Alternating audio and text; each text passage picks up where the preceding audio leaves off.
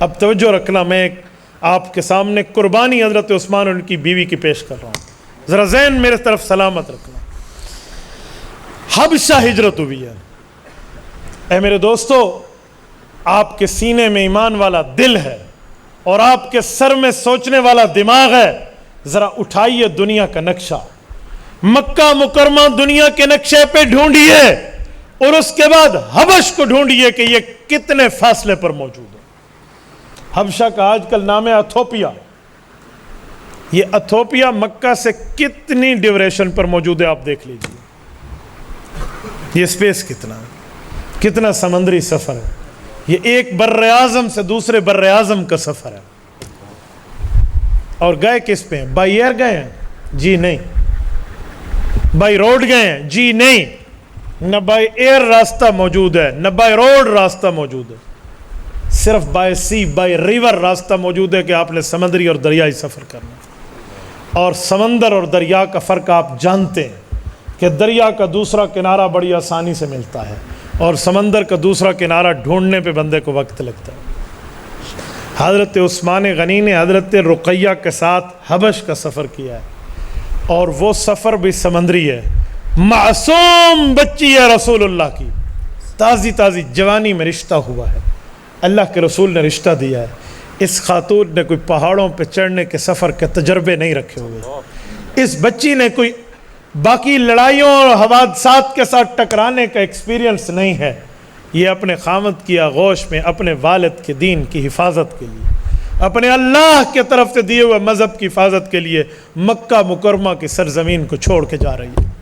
وقت کی پیغمبر کی بیٹی تو حضور پاک علیہ السلام نے حضرت عثمان کو دیکھ کر کہا تھا کہ ابراہیم علیہ السلام کے بعد شریعت کی حفاظت کے لیے کوئی ود فیملی ہجرت کر کے جا رہا ہے تو ابراہیم علیہ السلام کے بعد میرا عثمان اور میری بیٹی جا رہا ہے۔ سبحان اللہ۔ آپ بتائیں غم کا پہاڑ رسول اللہ کے دل پہ کتنا گزرا ہوگا۔ سگی بیٹی، چھوٹی عمر میں بلوغت کے بعد فوراً نکاح ہے، اور داماد حضرت عثمان غنی حضور پاک پر اپنی جان نچھاور کرنے والا، یہ سب کچھ یہ جا رہی ہے اور ایک بر اعظم سے دوسرے بر اعظم جا رہی ہے۔ آج بچی شادی کر کے خاوند کے ساتھ اس کے اپنے گھر جائے نا، اور وہ دوسرے محلے میں کیوں نہ ہو، ماں باپ اور بھائیوں کے آنکھوں میں آنسو چھلک پڑتے ہیں۔ یہ حضرت عثمان کے ساتھ حضرت عثمان کے گھر نہیں جا رہی، یہ دیار غیر میں جا رہی ہے، یہ اس سفر پہ جا رہی ہے جس کی منزل کا علم تفصیلی نہیں ہے، یہ اس جگہ جا رہی ہے جہاں اس کو مہاجر کہا جائے گا، جہاں ہجرت کر کے جائے گی۔ کیا ہجرت کی صحبت ہے، یہ ود فیملی گئے ہیں۔ اور سمندری سفر میں آج کل کی ڈاکٹری کو اٹھا کر دیکھ لیں تو وہ سارے کہتے ہیں کہ سمندر میں ایسے موسم چلتے ہیں، ایسی ہوائیں چلتی ہیں کہ جو سمندر میں سفر کرنے والے ہیں وہ بند شیشوں میں سفر کرتے ہیں جہازوں میں۔ کھلی فضا میں جائیں گے تو چند لمحوں کے لیے، ورنہ سمندر کی فضا آپ کے طبیعت کو خراب کر سکتی ہے، آپ کے جسم پہ اثر پیدا کر سکتی ہے۔ آپ سمندر کی فضا کو چھوڑیں، ایک فضا سے دوسری فضا میں نکل کے بندہ گاڑی میں کیوں سفر نہ کر لے، پاؤں سوج جاتے ہیں۔ کیوں؟ آپ نے مختلف فضاؤں میں اپنے پاؤں کو باندھ کے رکھا ہے۔ یہ کتنے دنوں کا سفر ہے۔ حضرت عثمان کے پاس کوئی سمندری جہاز بھی نہیں ہے، وہ کشتی ہے جو چاروں طرف سے کھلی ہے، دائیں بائیں آگے پیچھے اور اوپر سے کوئی بند کا انتظام نہیں ہے۔ مختلف فضاؤں میں، مختلف ہواؤں میں، مختلف گیسز کے علاقے سے سفر ہو رہے ہیں، اور یہ جا رہے ہیں، اور راستے میں رکنے کے لیے کسی جزیرے میں کسی ہوٹل کا انتظام نہیں ہے، قیام و طعام کا معاملہ نہیں ہے، راستے میں کوئی ریسٹورنٹ نہیں ہے، وہی کھجوریں اور آب زمزم ہے جس پر آپ نے ہفتوں کے سفر کا گزارا کرنا ہے۔ آپ ہجرت کی تکالیف کا اندازہ دیکھیے۔ اور جب حضرت عثمان غنی اس سفر میں پہنچ کے وہاں حبش میں رہائش کی ترتیب رکھتے ہیں کہ وہاں کا جو حکمران ہے اسیحمہ، جس کو دنیا شاہ نجاشی کہتی ہے، یہ تابعی تھے، صحابہ کے ہاتھ پر صحابی مسلمان ہوئے ہیں تو وہ تابعی ہیں، رسول اللہ کی دیدار نہ کر سکے، تو وہ بڑا انصاف پسند حکمران ہے، اور وہاں پہ جا کے رہائش رکھ لی ہے۔ حضرت رقیہ وہیں سے بیمار ہوئی ہیں، یہ بات ذہن میں رکھنا۔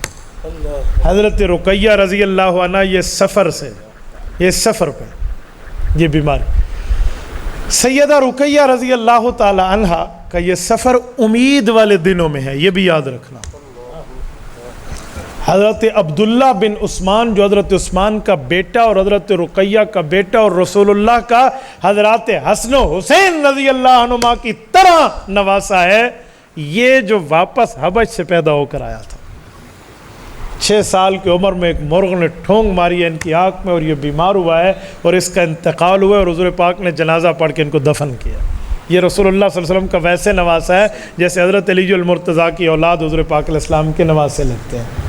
اب توجہ رکھیں، وہاں پہنچے ہیں، وہاں رہنے لگ گئے ہیں۔ ادھر رسول اللہ صلی اللہ علیہ وسلم ہے، اپنی بیٹی کے لیے، اپنے مہاجرین گئے ہوئے صحابہ کے لیے دعائیں ہیں۔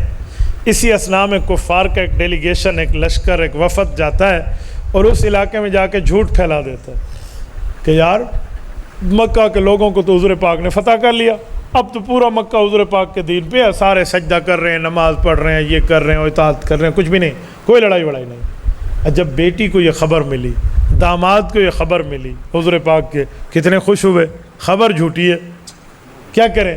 خاوند بیوی نے ایک دوسرے سے مشورہ کیا۔ حضرت عثمان بھی کہتے ہیں میری آنکھیں حضور کے دیدار کو ترس گئی ہیں، رقیہ بیٹی بھی کہتی ہے میں نے تو نبی کے سینے پہ پل کے جوا ہوئی ہوں، مجھے بھی اپنے ابا جان کی زیارت کرنی ہے۔ یہ حضرات اکثر وہاں سے واپس آتے ہیں۔ اس سفر میں کتنی تکلیفوں سے گئے، اس تکلیفوں کے ساتھ اس سفر سے واپس آئے، آپ بیماری کا اندازہ لگائیں۔ جب مکہ مکرمہ کے قریب پہنچے پتہ چلا خبر جھوٹی ہے، اب ہفتوں کو سفر کر کے پھر جائیں کہ اب نہیں جاتے، اب یہیں رہیں گے۔